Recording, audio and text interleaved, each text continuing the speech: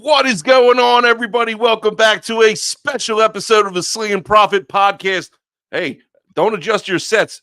It's pretty late here on the East Coast. I know maybe we're giving our chance for our West Coast friends to join us this week. We're back to the time we used to be in when we did that backyard blitz. We were 9 o'clock, right, Prophet? This is kind of late for me, man. I feel like taking a nap. Prophet, wake up. Are you with us? I'm here. Hey, I'll tell you what, it's a late start for us tonight, man. But I've been pretty busy. This week was weird.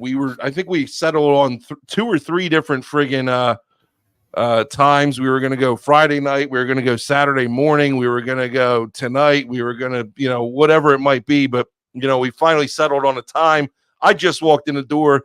This is like we used to do, where I would walk in the door from football practice and hop on and be ready to show, except this time I'm hosting. So, I'm trying to, get everything situated. We got a lot to talk about tonight. We're going to cover the NFC South. We have football going on as we speak. Prophet, I see it in the background of your screen there. We might get hit with some copyright infringement if you don't get that off of there. So just be careful. Currently scored between the Texans and the Bears in the ever illustrious Hall of Fame game is 10-7. The Texans lead. Prophet, you're hoping for points in this game. What are you telling me that you're betting already? Come on, football's back. I mean, you got to have a little play on the Hall of Fame game. I did like Houston tonight, but I didn't play them. I just played the over.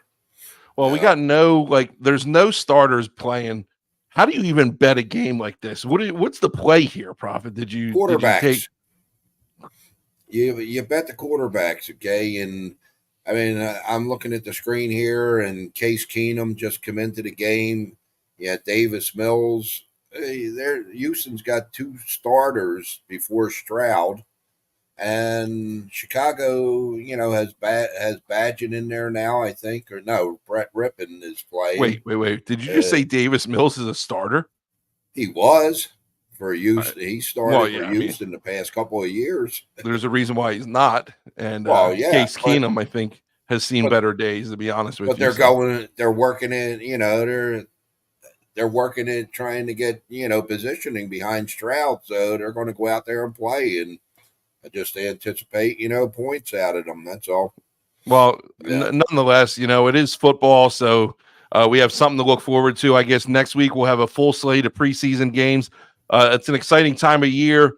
The anticipation's high, man. We sit here and we do this show, and we're saying, football's back and it's great, but we still got a few weeks, to get through here. We got to get through the dog days of summer, and we got to get through, fantasy drafts and get through Labor Day first before the NFL actually kicks off. So we still got a little bit of time, but it gives us time to talk about what we need to talk about here on the show, and that is our divisional breakdowns. And tonight we're going to be talking about the NFC South, which we'll get into it.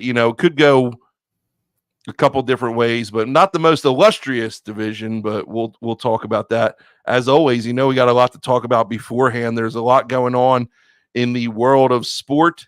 There's a lot going on in the Olympics. There's a lot going on in football, and we're going to talk about it tonight.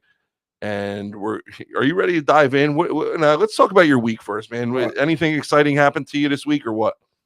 No, it's actually been a pretty quiet week here. Other than it's a Super Bowl outside. It's been raining a lot, and the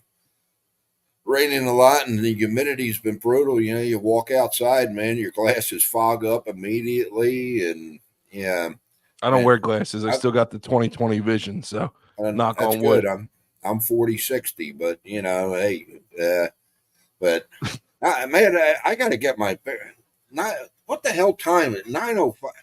I've normally already had my date with Jack and Willie already by now, and getting ready for bed. Look, it's 9:01, and we got BP on. We don't have BP on when we're live on at 7:30. So we got our West Coast brothers tuning in, and our Midwest brothers and sisters tuning in. So we gotta we're appealing to the crowd. We might be on to something here with this 9 o'clock deal. Well, I'm going to have to change my sleeping schedule. That's all. Yeah, I don't think I'm ready for 9 o'clock to switch full time. But hey, we told you that we're going straight through. We're doing what we got to do to make sure we bring you a show. What up, Larry? Thanks for checking in, buddy. Didn't know if we were going to have you tonight with your Bears playing, but glad that we do. It's been a wild week for me. We actually wrapped up our summer camp tonight. We did a little community service night. We had the boys out there doing some community service, getting their name out there in the town, doing some good things for the community and for the program. So we wrapped up and now we're off. I got some time off here to enjoy. We're off until August 12th. We don't go back. So I don't know really what to do with myself. There's not a whole lot to do with myself as a teacher in the summer because I'm not getting paid. So, 10 month salary really kind of limits what you're allowed to do during the summer, but I'll try and find something. Fish. Go fishing. Yeah, go fishing. We'll see. It's hot. Like you said, man, it's too hot, but hey, let's get into our week here and start talking about what we need to talk about. The first topic that we're going to talk about, that is us. Two good-looking fellas. First topic we're going to touch on tonight. What's happening? This is a hairy subject. No pun intended. Only under his lip. Listen, I was going to go until, I swear to you, Prophet, until about 30, maybe an hour ago. I was going to go a completely different way with this opening, okay? This Italian woman boxer, if you guys, I'm sure you've seen by now, 45 seconds into the match with this boxer from Algeria, Italian woman, Angela Carini of, Italy, obviously. She just said, screw it. She took one to the face, man, and she threw up her hands and said, I'm not doing this. And she said after the match, she through tears, she said, I've never been hit harder in my life. Never been hit harder in my life in the face. And the internet is ablaze because you have a biological female in the ring with what I was assumed to be a transgender female that was, I guess, born a man. As of an hour ago, I was corrected by somebody, and I don't know if it's factual, but I was told that this person, this boxer from Algeria, what's the name? Amain Khalif, okay? This boxer from Algeria, I was told it suffers from a disease. Apparently it's called Swyer disease or something like that, where she does have an extra chromosome, extra testosterone, gives her extra strength, very masculine tendencies, but was not a transgender female and was born an actual female, doesn't have any male parts, never did. I don't know that to be factual. I'm going to digress from this conversation until I have more facts, because here on the Sling'n Proffet podcast, we're not about propaganda and we're not about speculation, Prof. We're not. All right, I'm not. Okay, you can do that. You're a retired man. You've got, you don't have nothing to worry about in that regard. I gotta watch. All right, and I have to have all my facts before I go in on a topic as serious as this. And I'm going to digress until I have more information, until more information comes out. Because if this person really does have a disease and was not technically ever a male, it's unfair, sure, but it completely changes the narrative, in my opinion. So I'm going to digress. I know you're not going to digress. Please keep our show in consideration. And I'm going to give you the floor now and talk about, give me what your thoughts are, man. Now, well, you know what? I've got a problem with this whole Olympic thing. Last week you asked me if I was going to watch, and I told you, yeah, I actually did, and I haven't watched 1 second of Olympics since the rugby match last week.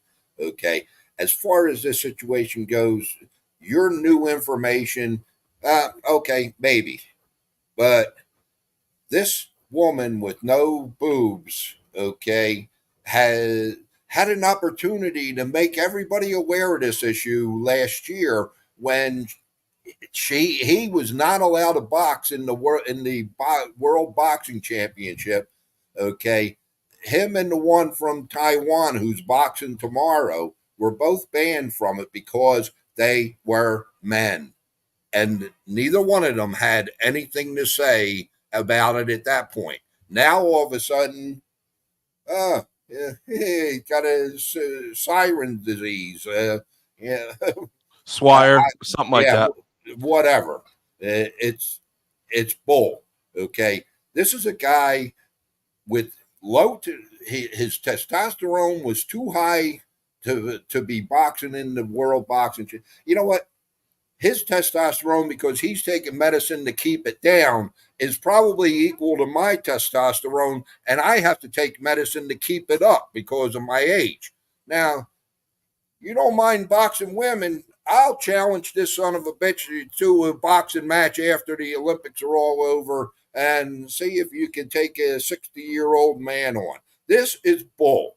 This is this the whole world is going woke, and the fact that we're accepting this is an absolute joke. The fact that we're insulting. I don't go to church every week. I don't go to church. I haven't been in church in a long time, but I am a God-fearing, God-loving person. I pray every morning and I pray every night. And the fact that it's okay to start this Olympics with the bull crap that they started with last week and offend 2 billion people around the world, this has got to stop. Somehow, some way. It's got to stop. And I don't know the answer to it. I do know the answer to it, but my answer isn't going to work. That's my take on it. That's deep.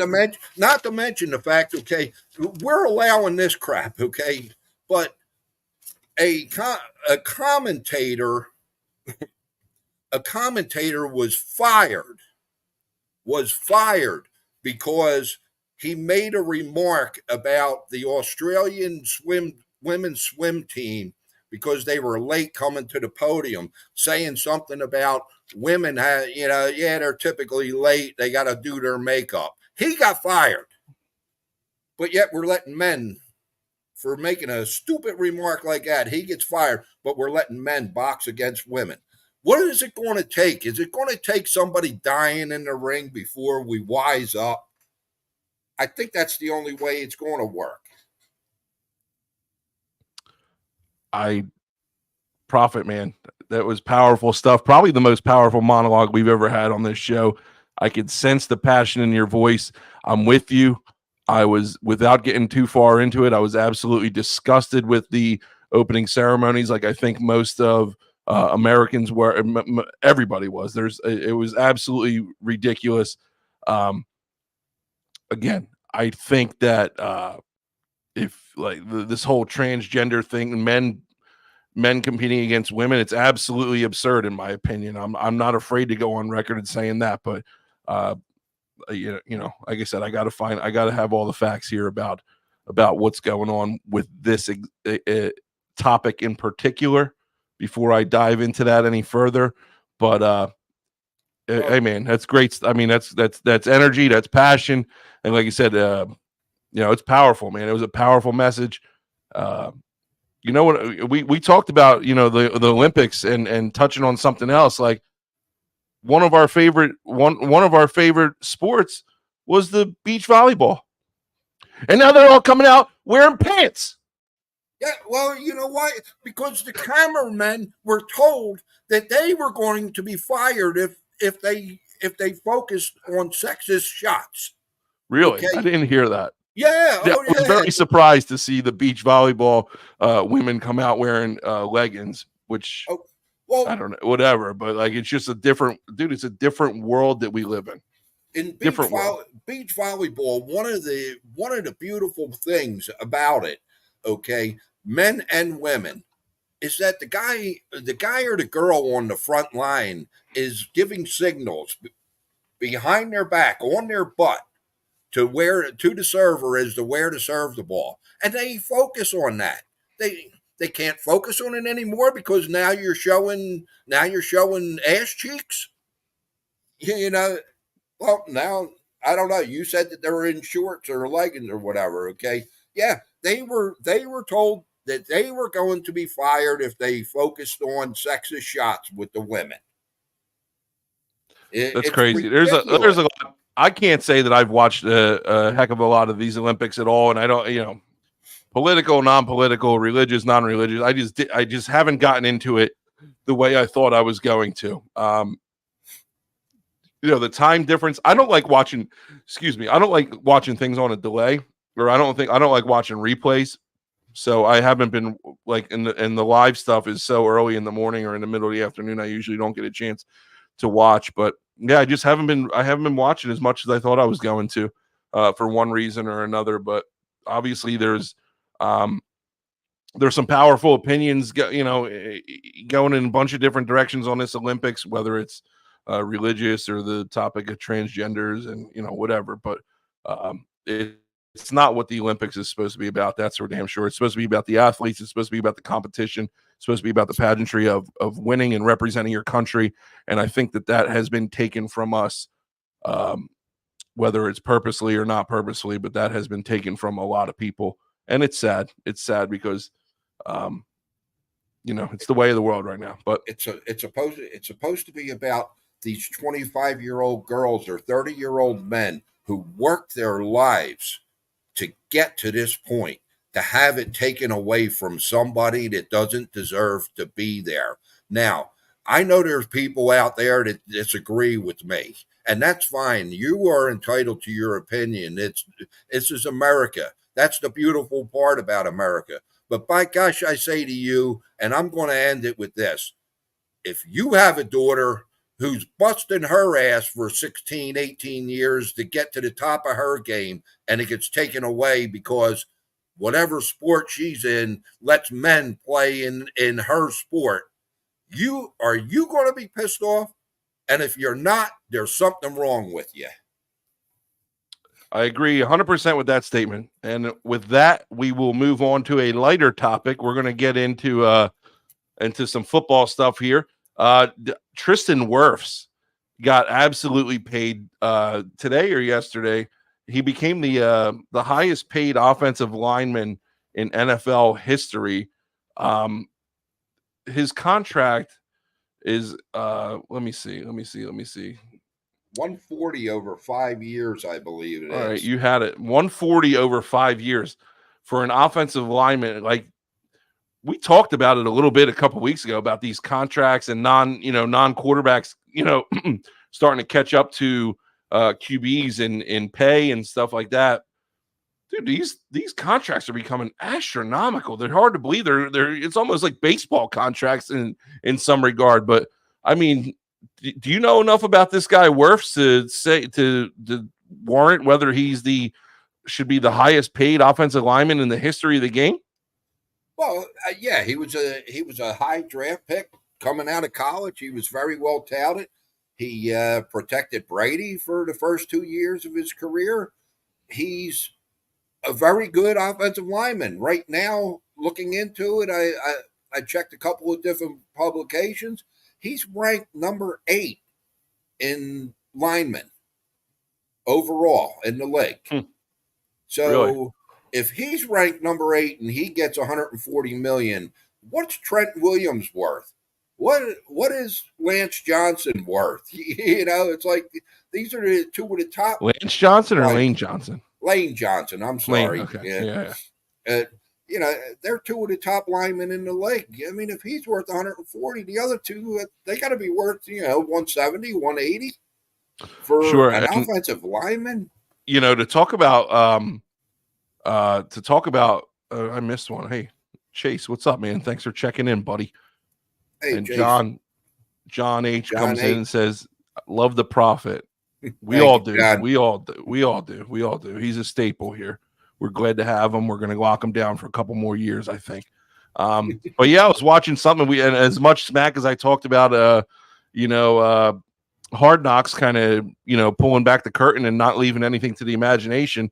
They made a great point on the episode on Tuesday night. The GM of Hard Knocks, or the GM of the Giants, said they drafted Malik Neighbors number 6 overall, and he made a great point. He said, "We're getting a number 1 wide receiver at a bargain price for 5 years because these guys have got to be on these rookie contracts. You can't go to free agency and sign a decent receiver, let alone a number 1 receiver. You see what kind of money number 1 receiver is getting with who was it? Jefferson. Jefferson. Yeah. And he made a great point. He said, we're getting a number 1 receiver for 5 years at a rookie contract, and then we're not going to be able to afford him. And that's the way it's going with the salary cap and stuff like that. Like, you can't go to free agency and get a decent number 2. You're paying out the wazoo for these guys and these salaries are just climbing, and it's becoming astronomical, man. It's crazy.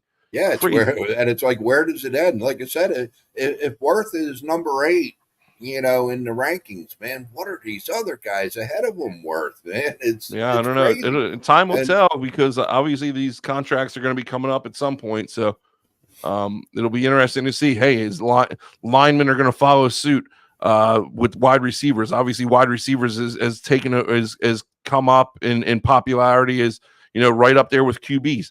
Running backs is never, I don't think, for no fault of their own, they're not going to be as popular as paid as these other guys are. Unless the game changes, unless it changes back. I think, but I think the game has changed enough already to phase the relevance of a high quality running back out, because you're never going to lean on one guy anymore. And the longevity of these guys, you're talking about maybe a 3-year shelf life. Yeah, I mean, you got a point there for sure. I mean, so it'll be interesting to see if any other positions kind of follow suit. But offensive line, wide receiver, you want to protect your assets at QB, so you're going to pay your offensive line, wide receivers score touchdowns and sell tickets and sell jerseys, quite honestly. So you're going to pay those guys. But yeah, they said good for Wirfs, man. I don't know. Shit, I would love $140 million, but I would love $140 right now. Like, honestly, matter of fact, you got some money? I could no. Yeah, I'll wire you some after the show. Right. We're moving on. Speaking of, the game's up to 17-14, so I'll wire you my winnings if I get another field goal here. What was the over there? 32.5. Damn, you're going to be over by halftime, man. Yeah, 40 seconds left in the half. Right. So, well, talking about QBs and wide receivers, Prophet, I don't know if you saw this or not, but Aaron Rodgers and Garrett Wilson have not been having a great camp together. They've been getting into it with each other, not once but twice now, visibly on the sidelines, where they're getting into each other's face. They're yelling at each other. They're very animated, and of course they end it with the not stereotype, the obligatory handshake. Like, yeah, we're good. But this is a problem, I think. And I think that there is some trouble in paradise here. And I don't know if,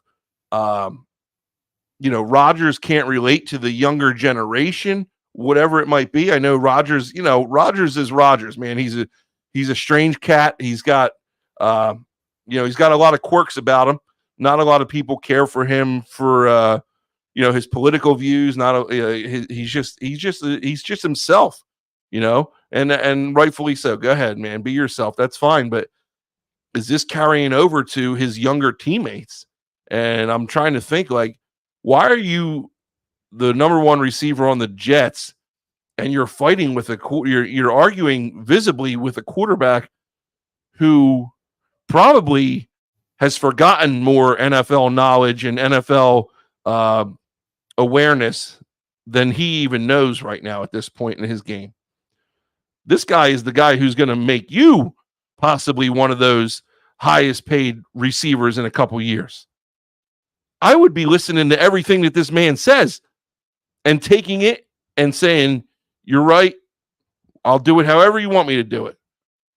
But that's not the way of the younger players right now, because everybody's got an attitude, everybody's got an ego, and everybody's always got to be right.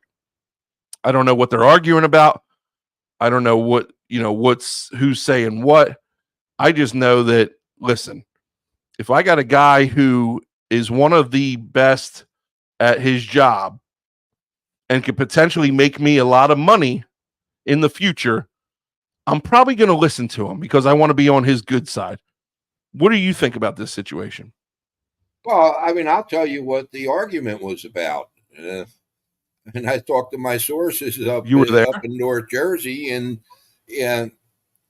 Garrett was pissed off that Aaron didn't bring back souvenirs for the offensive line from Egypt. I mean, the offensive players from Egypt last week. Okay, a lot of the guys were upset about it, but he was the one that was vocal. I mean, yeah, this is puppy love here, man. All will be well the first time Wilson's streaking down the sidelines and Rodgers puts the ball on his number for an 80-yard touchdown pass. So you're saying this is just camp tiff, nothing to think about here. I disagree with you. Rodgers isn't a likable type person. Yeah, let's face it. I disagree. I think that if this lingers on, it's going to be a problem, because two egos are not going to bode well together like that. It won't be a problem for Rodgers. If it's going to be a problem for anybody, it'll be Wilson.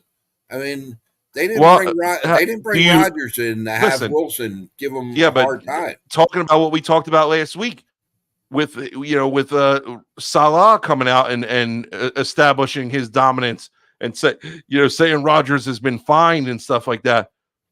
Are they starting to turn on him? Like, is this guy acting like he's bigger than the team here? Well, you know what? Based on the performance of the team the past couple of years, he probably is. But it's if they get on the field, they win. They start playing ball together. They win a game. You know, you're saying this crap. We talked about it last week. In the Chiefs locker room. I mean, Chiefs practice field with Tony. You're reading about it all over the place. This is what happens in training camp. This is why the guys don't like going to training camp. This is not going to be an issue. Well, another quarterback that's having issues here is J.J. McCarthy. You're talking about a quarterback who was drafted number 10 overall. And I'm going to go on my high horse a little bit and say that I have been, you could look it up.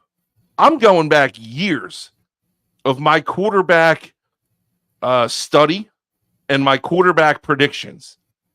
And they've been pretty damn close to being spot on of who I said is going to pan out and who isn't going to pan out. And I don't usually I will go on record for that. And I'm proud of that, because I'm pretty damn close to being right on most of these. J.J. McCarthy had no business being drafted as high as he did. Agreed. And the over, and I talk about it every year, the overvaluation of quarterbacks is through the roof right now. And they think that if they don't get the big name, that they're going to miss out. Missing out sometimes isn't the worst thing in the world. You take a look at Brock Purdy, who is Mr. Irrelevant. 280-something other teams or 280-something other picks missed out on that. You can get value if you know what the hell you're looking at.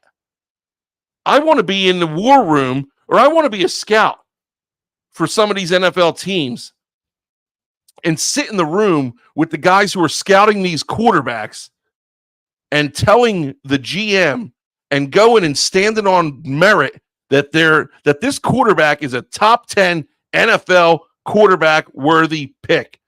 And I will say, what the hell film were you watching? Because he is not even close. And I'll tell you what, if he goes out and has a Hall of Fame career, I'll come out and I'll eat my words and I'll say I was wrong. But I don't think I'm going to be wrong. This kid had no business going as high as he did He has no business dealing with the weight of what they're putting on him being a top 10 overall draft pick. He's just not there. And you're trying to force a square peg into a round hole, and it's not working, and he's getting friggin' exposed in camp. And I know it's early, but listen, the apple doesn't fall far from the tree here. What you see is what you're going to get. And especially in this case. And like I said, I'll take that to the friggin' bank because I've been damn close to being right on most of these quarterback evaluations that I've had. Pisses me off because, like I said, who are these scouts? How do you go in front of a GM or how do you go in front of a head coach and say, this is my guy because of this, this, and this? We're not watching the same film. They're paying the scouts $25 an hour to go and pick out $25 million players. I think they get a little bit more than that. I know. And this is here's my pitch. Somebody needs to hire me as a friggin' scout because, listen, just let me do the quarterbacks. I would have told them, don't waste your money. Could have been a hell of a lot more picks that they could have gotten at the number 10 spot than this guy. But is that agent still available up there in North Jersey? Joey Denunzo or whatever the heck his name is?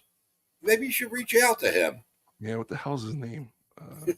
Stellato or whatever. Sean Stellato. Hey, I agree. I agree with you on this, and I agree with you with the over evaluation of the quarterbacks. Man, I tell you what, I don't know whether it's the late start, but the show is passionate tonight. What is going on here? Yeah, I don't know. We definitely got some sound clips. I think it's because we got more viewers. I'll tell you what, we might have to seriously talk about changing this time because we got a packed room right now. So I will say this, okay? You know, I haven't been following it a whole lot. What little I have been, I'm hearing that McCarthy and Darnold are doing about the same in camp right now. So all that being said, if it comes down to it at the end of camp, Darnold better hope that they don't go with the guy that has the better looking girlfriend because McCarthy will win that by a landslide. Man, that's more news. His girlfriend is more news than he is. I haven't heard about it, honestly. So well, I haven't heard about McCarthy, but I heard about his girlfriend. Yeah, I don't know who his girlfriend is. I don't know who she is either. She looks pretty good. Let's just talk about we'll talk about Zach Wilson. Zach Wilson's been struggling in camp. They say he looks awful. I told you I stand on merit with Zach Wilson, saying that he should have never been drafted. Like, what? I'm done. We're moving on. We're gonna fly through this because we got a lot of people in this room right now, and I don't know how many of them are big wrestling fans. But we're gonna talk a little bit about SummerSlam. Prophet. I don't want to spend a whole lot of time on this because we got a lot to talk about football wise, and I think that's what the people are here for. But we got the second highest probably WWE pay-per-view this week, right? Yep. Behind WrestleMania. Yep. Let's run through the Royal Rumble. This is true. The third. Let's run through some of these matches here. We got Cody Rhodes, who's the champion, going against Solo Sikoa, who's I don't know how I feel about, and I haven't been watching it a lot the way I usually do, but I don't know how I feel about this whole new bloodline thing. I think it was great with Roman Reigns. I don't know if I like it with Sikoa, but I guess they're trying to keep it relevant. How do Roman gets back? They got to keep it going. And I mean, how do you see this one going? I don't see Rhodes losing this one. Yeah, Cody's going to win. I mean, there's talk that Roman's going to be back on Saturday now, and there's talk that he won't be back. He's not ready to come back yet. I mean, he makes his own hours at that company. So I see Cody, winning this match though. Big one here. Roman's help. Damian Priest versus Gunther for the whatever championship they're calling it now. I don't know what the hell it's called, but I do think that this is Priest's time to give up the title. They're going to give it to Gunther, and I could see a lengthy run in his future. What do you think about this match here? Nah, I feel the opposite. I mean, Damien's starting to come in. I thought that he might be a paper champion. Just to hold the title for a couple of months, but I mean, he's getting over with the fans now, and I think they're going to keep the belt on him. Yeah. I don't know. Like I said, that whole debacle with at Money in the Bank with the botched pin and all. I think it still weighs on people's minds. So we'll see. I don't think he's got the. I don't know. Gunther's got the realism. I don't know. It's tough to tell, but I think Gunther takes this one. Larry said Rhea and Liv will be good. I do think that this will be good. I think it's probably the best storyline that they have going right now. The whole Dominic Mysterio, Liv Morgan type thing. I think this has been pretty entertaining. Rhea Ripley coming back from injury. Unless they're going to lengthen the storyline, you would think that Ripley would get her belt back, even though she never lost it.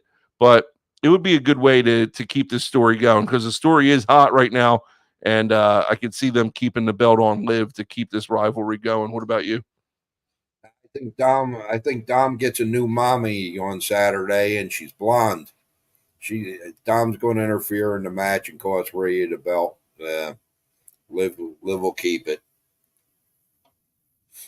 All right. Well, a couple more that I'm looking forward to. Logan Paul and LA Knight.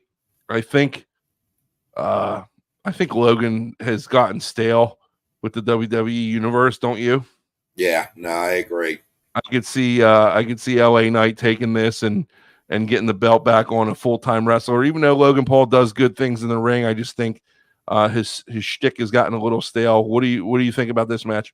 Yeah, I agree. I think the fact that he's only, I mean, he's had the belt since November and he's only defended it twice. There's a reason for that. Yeah, there's a reason for that because he's not a wrestler. He's not a full-time wrestler. Right. But the belt needs to be defended. So sure. Yeah. We got Sami Zayn versus Braun Breaker. I really like what Breaker does, man. I like his whole persona. I could see them putting the belt on him. I know they're high on this guy, but I don't know enough about the story. I don't know enough about whether they're high on Sami Zayn or not. What do you think? Nah, I think Sammy's gonna lose the belt here, and I think he's gonna get back with Uso and be a part of the new bloodline. That's what I'm thinking. So, not the new bloodline, the old bloodline to fight the new bloodline. But Gotcha. Breaker, even though he's Rick Steiner's son, he reminds me more of Scott Steiner, man. Just the way he looks and his actions. Big Papa Pump. Yeah. And then a big one, Drew McIntyre versus CM Punk with Seth Rollins as the guest referee. CM Punk returning from injury. They've been building this rivalry, this feud for a long time. Even through Punk's injury, I think they did a good job of keeping this thing relevant. It's a grudge match. There's no belt on the line, right? No, I don't think that. Yeah, it's just a grudge match here. I don't know. How do you see this one going? I don't really have a prediction. I think that this feud is not going to be over after SummerSlam, though. Yeah, you know what? I kind of think that nothing's going to be settled here. That Rollins is going to get involved one way or the other, and it's going to end up being a no contest. No contest at SummerSlam doesn't leave the fans happy. That's for sure. They want a conclusion. Prophet. Yeah, this is going to keep on going. Well, there you have it. You heard it from Prophet. You heard it from me. Our SummerSlam predictions again. It's always I do enjoy the Saturday night pay-per-views now rather than the Sunday night. What do you think about those? You like those better or no? No, I actually don't. I No, kind of enjoyed it. I kind of enjoyed it more on Sunday night. It left my but Saturday nights open. Yeah, but Sunday night you got to get up for work the next day. You can never really, you stay up late to watch the main event, and you're tired for work and stuff like that. I get it, but most of America, we're moving on though, and we're getting back into our football because that's what the people are here for. Larry says he likes the Saturday night too.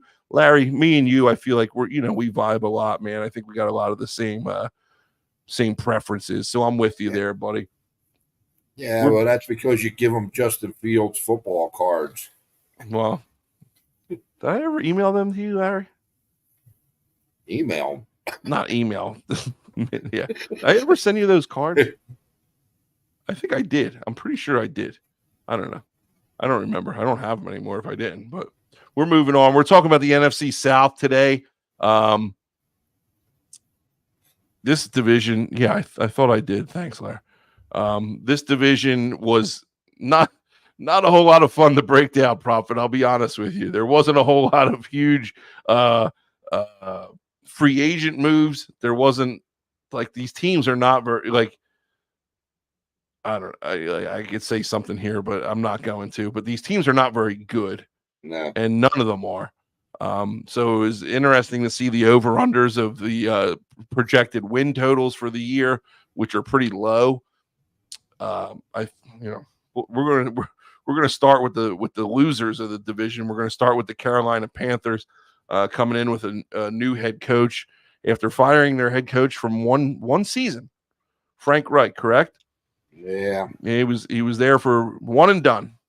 They finished 2023 with a 2-15 record, a 1-5 record in the division, finished dead last, hired Dave Canales.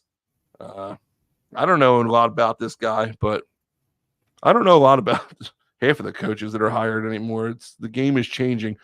Some key additions, social media favorite, Xavier Legette. I don't know if you ever heard this guy speak before, Prophet, but his accent, man, is something else. He's got that Louisiana Bayou accent, and he speaks very fast, and it's just funny to hear him talk. He's a character, man. I like him.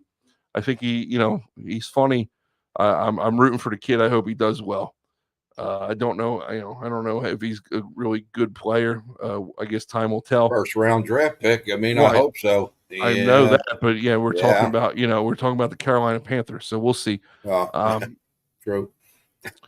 Jonathan Brooks, another rookie pickup at running back from Texas, kind of a quality pick. I think they got him in the third round, if I'm not mistaken. Again, running backs aren't too highly valued anymore. So Rashad Penny was a great addition. I put LOL next to it because he was also a great departure. Because after about a week of being in friggin' Carolina, he said, I ain't doing this anymore. I'm retired. So Rashad Penny is no longer with the Carolina Panthers. He decided that he'd rather sit at home and do nothing than play for this abysmal team. Kalavian Chasen and Josie Jewell, a couple more additions, couple key departures. DJ, if you want to call them key, I don't know if they're going to be key on many people's teams, but key to the Panthers. DJ Chark, out of here. LaVisca Chenault, out of here. Tight end Hayden Hurst, out of here. Gabe Jackson at offensive line. Bradley Bozeman at center. Brian Burns, which is a huge one. How you let a guy like that leave is beyond me and go to the Giants, and their entire secondary is gone. So they got a lot of holes to fill. The over-under set at 5.5 wins. This team, I seen them in person. I saw them play in person. Bryce Young he's I don't know. He's just not the answer here, I don't think, right? Like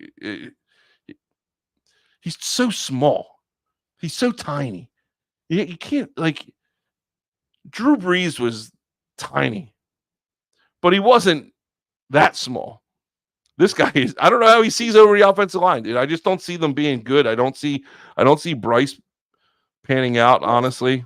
I don't see him. There have been small quarterbacks in the league before, but they've had other attributes, in their favor, like Russell Wilson. I mean, the guy could, had a cannon for an arm, and Breeze, Breeze was a 74% passer his career. Yeah, you got Breeze had awareness, and I'm not saying that Bryce doesn't, but there's nothing around them, and it's just you're not doing the kid any services here. But I don't this over unders at 5.5. I could see the Panthers coming in at under 5.5. To be honest with you, I don't think this is a very good team. I don't think they're going to have a good year. Prophet, take it away.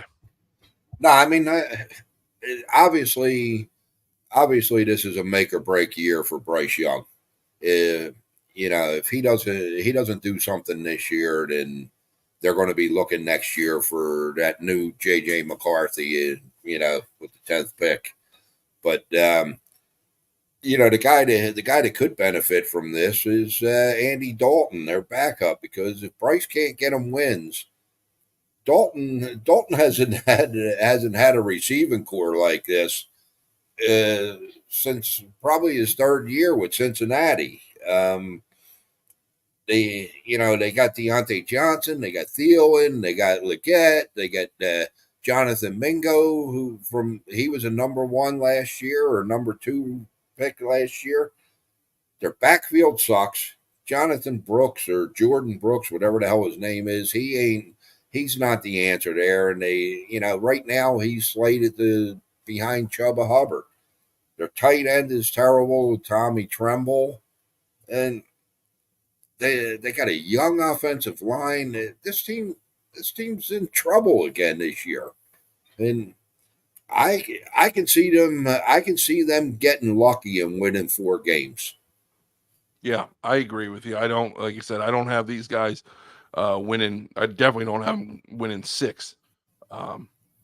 So there's nothing to get me excited about this team right now. So, there is one thing, friend or family member of a friend of mine is an offensive lineman for the Panthers, JD Dorenzo. We talked about him on the Backyard Blitz out of Rutgers. He was signed as an undrafted free agent last year and wound up making his NFL debut and playing for them. And I believe he might be slated to start for them now coming up. So I will be pulling for him.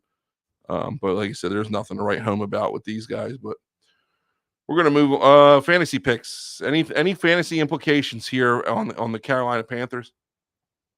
Deep leagues only. I mean, I wouldn't waste anything before a 12th round pick on any of their receivers, and that's it. All right, so nothing. We're moving on here. We're going to an intriguing team for a couple different reasons. Atlanta Falcons here. They finished 2023 with a 7-10 record. They went 3-3. They finished 3rd in the division. Head coach Raheem Morris. Key additions, Kirk Cousins was a great addition for them. And then they added Michael Penix in the draft, which was a head scratcher. Darnell Mooney at receiver, Ray Ray McLeod at receiver, Antonio Hamilton at DB. Not a whole lot of moves.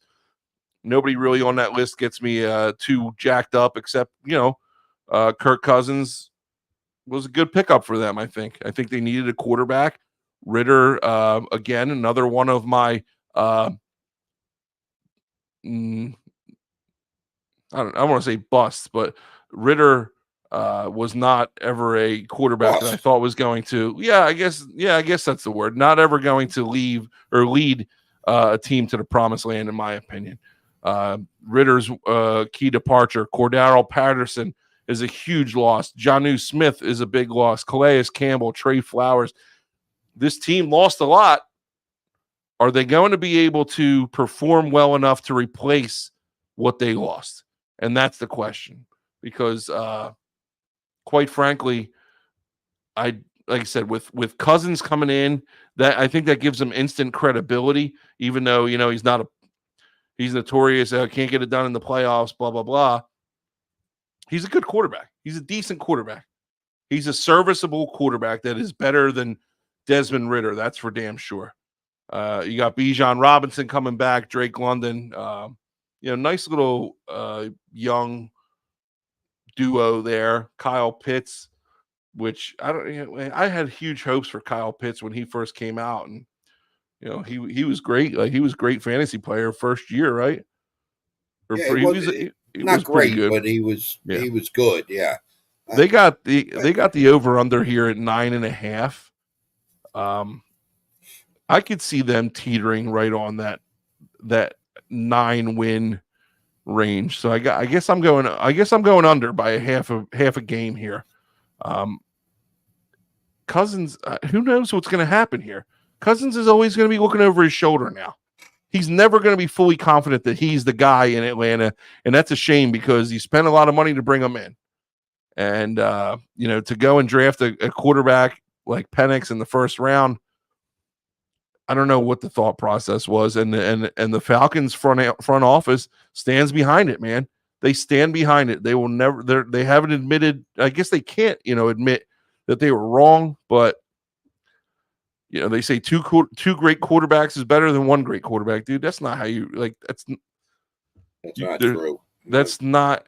Like you could have gotten so much more at that position or at that spot in the draft to kind of help your team need. But yeah, I don't like I said, I think I got them winning 9 games, so going under the win total. What about you? Yeah, I disagree with a lot of what you said there. Okay, because number one, I don't think Cousins is going to be worrying about Penix. Okay, Penix is not a threat to him, not this year, probably not next year, maybe a couple of years down the road. I actually think the couple of wide receivers that they brought in, Darnell Mooney, they gave him a legit number 2 there, and Ray McLeod gave him a legit number 3. I think their additions were big, and I think they were better than Jonnu Smith for sure. Cordell Patterson was, he's going to be missed for sure. But he was like the Swiss Army knife, Patterson. Yeah, I mean, exactly. He could do everything for you, and yeah, this team they're going to be trouble this year. I mean, they're in a weak division. They got a weak schedule. Their only problem is going to be on the defensive side of the ball.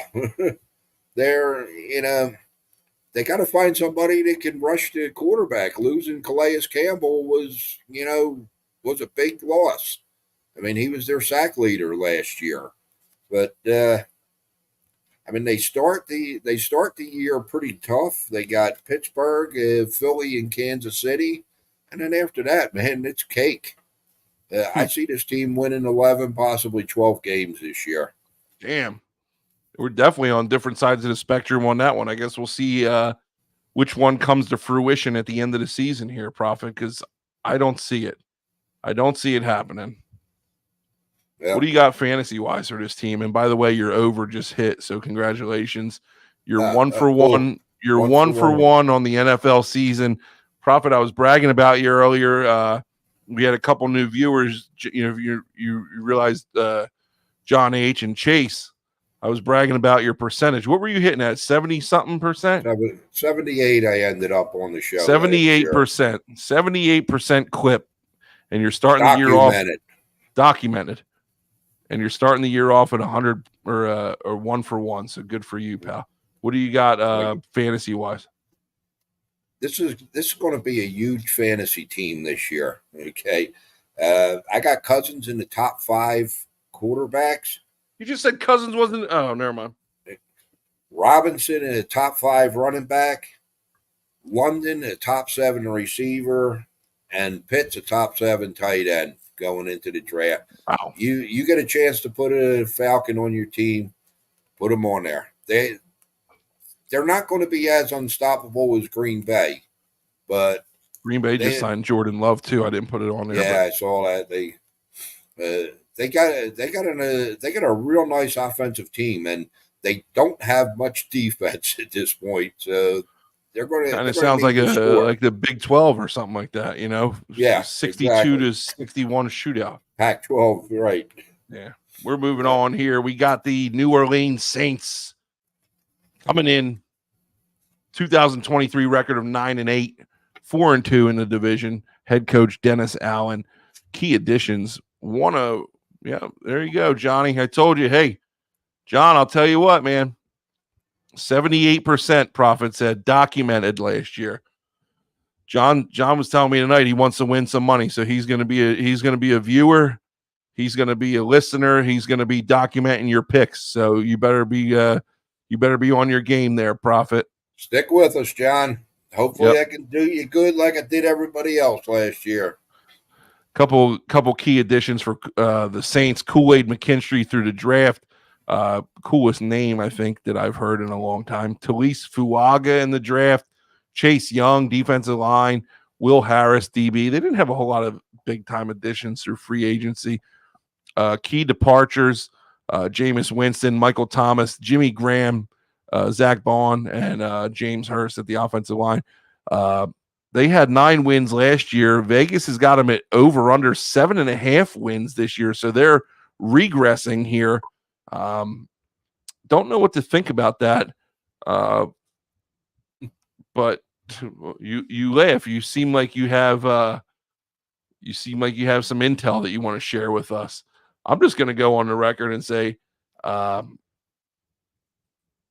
got these guys at 8 wins. I don't nothing about this team like the Saints of old, man. They were exciting. There was stuff to get excited about. They were the fantasy team that you wanted to have all the players on, man. And but it just hasn't happened in a few years. And these guys are just boring. They're blah.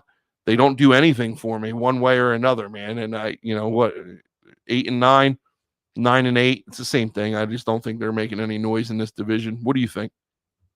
Well, okay. At the top of the list, the name Derek Carr.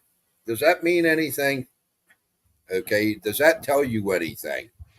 It means a lot to me. If you remember from the Backyard Blitz, I am a passionate Derek Carr hater. Yes. Okay. And that's why they went from nine wins last year to 7.5 this year for projection. Yeah. They got Alvin Kamara and Jamal Williams in the backfield. Kamara hasn't played a full season since his rookie year in 2017. Williams had 17 touchdowns 2 years ago and had one, I think. None. Yeah, no, I think he had one last year. They have no receivers. Chris Olave is a decent receiver at best. Shaheed, I mean, he's going to get you a long ball every once in a while. They've done nothing to help this team, to help the offense of this team. They're getting old. Running back and quarterback, they have no receivers. Their tight end is average at best in Jawan Johnson. Their O-line is sketchy. They brought in, guy Chase Young. I mean, he's listed as a number 2 right now behind Cam Jordan, who's in his 36th year in the league. So does Chase, San Fran wouldn't have given Chase Young up if if they thought that he could play. They did nothing to help themselves. I don't think. I see this team going under the total. Under 7.5. Yeah. How about fantasy projections? You got anything for these guys for fantasy? Oh, yeah, they do have. I mean, there's still some fantasy value with them. I mean, Carr, don't touch him before the 10th. Kamar, I wouldn't touch before the 8th. Williams, he, late round. Yeah. I don't know what happened with Williams. Olave after the 8th round. Shaheed after the 12th round. And, that's basically it. I mean, for the deeper leagues, you're going to have Saints on your team. I don't know that, leagues that draft, 10 players. Like us, so we're going to 8 teams with no bench. Yeah, like ours. I mean, we have one guy that loves the Saints, so I'm sure in our league, so I'm sure there will be a Saint drafted, but probably not more than one. Let's move on to the next team and the winners of the division, and finish with a 9-8 record. There's some intrigue to this team. 4-2 in the division. Head coach Todd Bowles. Dude, I'm a Baker Mayfield fan.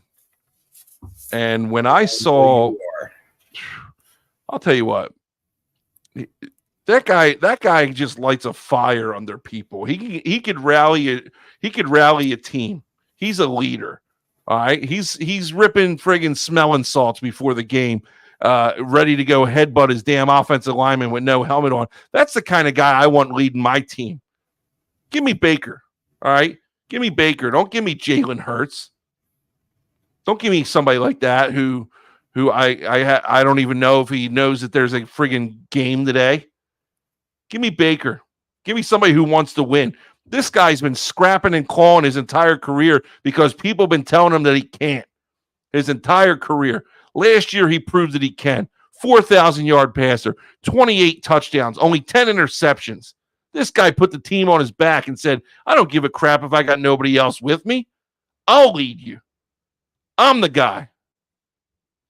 Key additions, Sterling Shepard, Randy Gregory, Bryce Hall, and Jordan Whitehead. Not a whole lot to write home about there. Sterling Shepard, the ex-Giant receiver. Yeah, I see my Wi-Fi is going low. Is it? Am I good or what?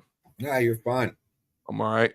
Key departures: David Moore, Ryan Jensen, Shaq Barrett, Devin White, and Ryan Neal. There's not a whole lot here that I'm like, okay, why are they only projected at 7.5 wins? I don't know. They don't suck. I got this team winning the division again. And I got them going over 7.5. I got them almost at 10.5. Let's hear what you have to say. Well, for starters, your boy Baker, yeah, you know what? I'd rather have the Butcher if he's going to play consistent. Because Baker hasn't had 2 back-to-back good years in his career.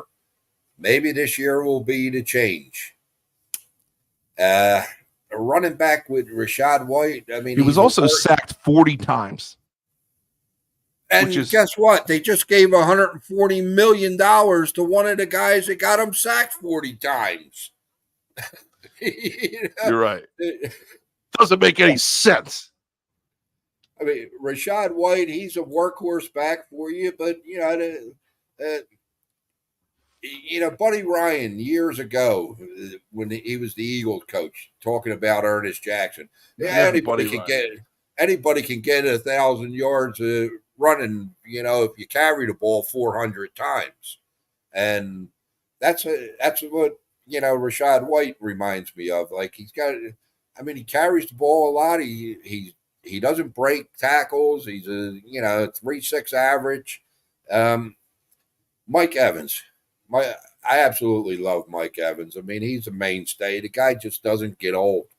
He's had like some of his best years in the last 3 of the last 4. Their O-line, they're young. I mean, they got a rookie. They have 2 guys that came into the league in 20, and the other guys are rookies or second-year players. And one of the guys that came in 20 is brought over from Baltimore. So they have no camaraderie there. The line is going to be shambles. Their defense is young and fast, but they're going to be on the field a lot. So they better have good agility because this team is not good. They are not going to. Oh they're my not God! going to do a lot this year. Not good. No, not good. That being said, it's a terrible division. That being said, I'm still going over with them simply because of how low the number is. I think they're going to win 8 games this year. Oh my goodness, 8 games! Come on, Prophet. I mean, they got to. Wait, let me refresh my memory. Who do you have winning this division? The Falcons? Yeah. Oh my goodness. Look, this is a running total of our picks. Okay. Week 17, week 18, we are going to look back on this, and I'm going to be laughing at you. All right, give me your fantasy projections. Let's wrap this friggin' thing up. It's past my bedtime. Baker 7. Don't take him before the 7th. Top 5 quarterback.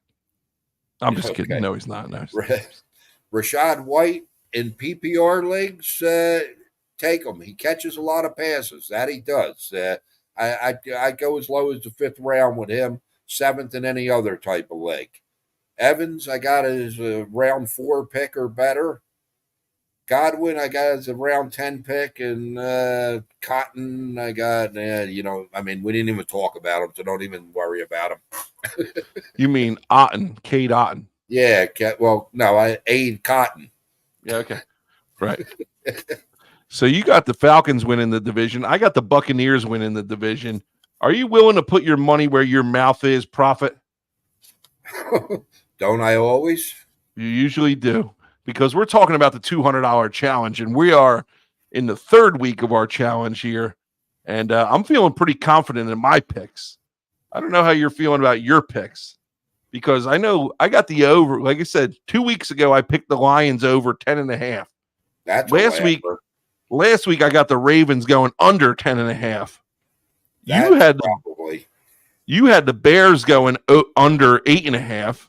And judging by how they're playing tonight, you are wrong, because if Rippin's playing, he's going to be ripping and tearing. If you know what I'm talking about, he's going to be dissecting the defense. And he got your over. And then who else did you pick? You picked the Steelers under 8.5 last week. Let's talk about who we got. All indications are that Fields is looking like he could have that. Yeah, I heard Russell's not doing well. Yeah, Russell's not doing well. He hasn't been on the happened? Field. Oh, he hasn't? I told you he hasn't done well. It's the same thing as being hurt. He's not doing great. Yeah, sure. I meant to say he's not feeling well. No, he's not. He's hurt. Yeah, I know. This week, we did put our money. Profit. You got the Falcons winning the division. Right. So how are you going under 9.5 wins? I didn't go under 9.5. I went over 9.5. I'm going back and looking at the text message. I'm going to bring it up right now. Over Atlanta, 200 win 350. You're right. Over Atlanta. Cross that off. Text message. Over Profits got Atlanta over 9.5 wins, 200 to win 350. Sling's got Buccaneers over 7.5 wins, 200 to win 333. I think that I might be more sure about the Buccaneers play than any other play so far this summer. That number is so low to me. Why is that number so low? When it's too good to be, when it looks to be, crap. It's too good to be true, it normally is. When it's too good to be true, you jump on it and you throw the house on it. Well, throw your house on it then. You'll be living. Can't throw my house on it. Down here in Tennessee with your sister and her. Damn, dude. I'll have to put another edition on the house. We're airing family laundry on the show. I got the over 7.5. They're gonna win. They're gonna win 10 games. Take it to the bank. As far as that goes, we can both win that bet. Okay, so if you want to have a little side action, that's also no. Larry says he's all in with 200 on the over for the Bears. There you go. Okay. I know Larry can't bet out there in Idaho. You gotta call your buddy Tony Three Thumbs and see what he can do for Larry out there, please. There's always a way, Larry. Okay. There's always a way. All you got to do is call the Prophet, reach out to the Prophet, and I can figure something out. Okay. Always a way. We're looking at our last 3 weeks of the challenge. We got $2,500 left. Does that seem right? Started at 31. We've had $600 spent. Is that still going to leave us with? I thought you said it was going to leave us with $1,500 by the end. Right. All right. We got 5 more weeks at $200 a week. That's $1,000. That's going to me no math so good. But the only thing I'm upset with my picks is that the last 2 weeks I've gone chalk, and I try not to go chalk. I like to get the odds in my favor, not laying 200 to win 150. That's it's not a good betting strategy to do it all the time. But Johnny H hanging tough with us for the whole show. He says Bears under is a good bet. He agrees with you, Prophet. He agrees with you. But hey, I'll tell you what, that was a fun show, man. That was a good. I don't know. We got to talk about this 9 o'clock thing. What do you think? We'll talk about it. Okay, you don't want to air, business laundry out on the air on the internet here either now too. You didn't want to air family laundry. We'll talk about it. But hey, that's going to wrap us up. Well, next week, unless we get a special request, we're going to go back to the We just did the AFC, or we just did the NFC South, so we're going to hit the NFC South, right, Prophet? AFC South, yeah. Yeah. And we'll talk about Houston, Indy.